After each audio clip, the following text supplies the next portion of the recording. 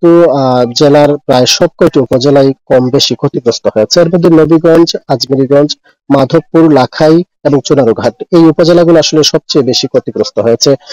সব মিলিয়ে আসলে কৃষি এবং মৎস্য খাতে এই যে বন্যা এবং পাহাড়ি ঢল, এই ঢলে কিন্তু সাধারণ মানুষ যে দুর্ভোগে রয়েছিলেন, সেই দুর্ভোগের পাশাপাশি কিন্তু ক্ষতিগ্রস্ত হয়েছেন যারা আসলে কৃষক, তারা একই সাথে মৎস্য খামারি যে রয়েছেন, উদ্যোক্তা যারা রয়েছেন, তারা ব্যাপকভাবে ক্ষতিগ্রস্ত হয়েছেন। আমরা কৃষি বিভাগ থেকে যে তথ্যটি পেয়েছি, হবিগঞ্জ জেলায় আউশ ধানের মোট 663 হেক্টর আউশ ধান নষ্ট হয়েছে, যেখানে ক্ষতিগ্রস্ত কৃষকের সংখ্যা 3463 জন। একই সাথে সবজি, যে গ্রীষ্মকালীন শাকসবজি রয়েছে, সেগুলো ক্ষতিগ্রস্ত হয়েছে ব্যাপকভাবে, অর্থাৎ পানির নিচে একেবারে পুরোপুরি তলিয়ে গিয়েছে, যে কারণে এসব সবজি ক্ষেত আবার আসলে নতুন করে গজানোর কোনো সম্ভাবনা নেই, যেটি আমাদের কৃষি বিভাগ এবং কৃষকরা জানিয়েছেন। হবিগঞ্জ জেলাতে আসলে এখন পর্যন্ত কৃষি বিভাগের তথ্য অনুযায়ী মোট 186 হেক্টর শাকসবজি এবং সবজির ক্ষেতের ক্ষয়ক্ষতি হয়েছে, যেখানে ক্ষতিগ্রস্ত কৃষকের সংখ্যা 3750 মতো। একইভাবে কিন্তু মৎস্য খাতে ব্যাপক ক্ষয়ক্ষতি হয়েছে।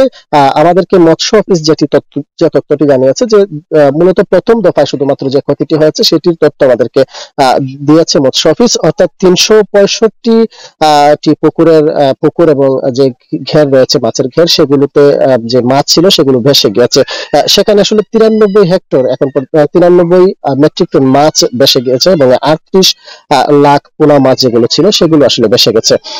এবং দ্বিতীয় দফায় যে ক্ষয়ক্ষতি হয়েছে সেটি মৎস্য বিভাগ এখন আসলে নিরূপণ করতে পারেন। তারা বলছে যে পানি নেমে যাওয়ার পর আসলে সেই ক্ষয়ক্ষতির চিত্রটি আসলে তারা আমাদেরকে তথ্যটি দিতে পারবেন। অন্যদিকে সড়ক বিভাগের 93 কিলোমিটার সড়ক ক্ষতিগ্রস্ত হয়েছে, যেটি সংস্কারের জন্য তারা 25 কোটি টাকা লাগবে বলে আমাদেরকে জানিয়েছে।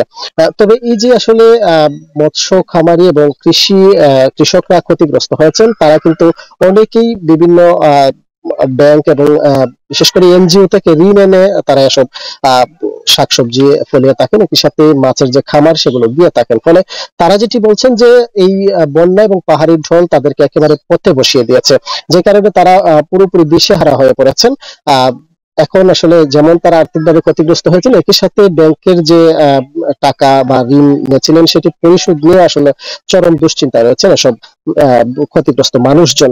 তবে কৃষি বিভাগ এবং মৎস্য বিভাগ আমাদেরকে যেটি জানিয়েছে যে এই উদ্যোক্তাদের বা কৃষকদের ঘুরে দাঁড়ানোর জন্য সর্বাত্মক সহযোগিতা করা হবে, বিশেষ করে যখন ঢলের পানি নেমে যাবে, অর্থাৎ তখন নতুন করে যখন কৃষক বা মৎস্য খামারিরা আবার শুরু করতে চাইবেন, তখন তাদেরকে সহযোগিতা করা হবে। একই সাথে তাদেরকে বিশেষ করে কৃষকদের সার, বীজ সহ যে যাবতীয় সহযোগিতা করা প্রয়োজন সেটি করবেন।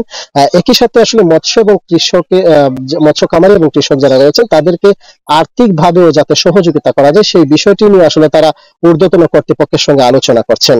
মুক্তি।